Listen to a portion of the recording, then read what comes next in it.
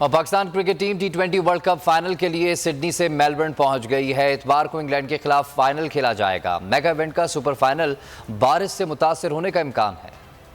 शाहीनों का mission final नए अज़्म और हौसले के साथ अगली मंजिल पहुंच गए। Pakistan cricket team T20 world cup final के लिए सिडनी से मेलबर्न पहुंच गई। कौमी टीम एक रोज आराम करने के बाद जुमे से प्रैक्टिस शुरू करेगी। इतवार को इंग्लैंड के खिलाफ टाइटल की हुसूल की जंग होगी। शायकीन क्रिकेट के लिए बुरी खबर, मेगा इवेंट का सुपर फाइनल बारिश से मुतासिर होने का इम्कान है। बारिश के बाइस मैच मुकम्मल ना हुआ तो अगले रोज पीर को वहीं से शुरू होगा। रिजर्व डे पर भी मैच मुकम्मल ना होने की सूरत में दोनों टीमें मुश्तरका तौर पर फातेह करार पाएंगी।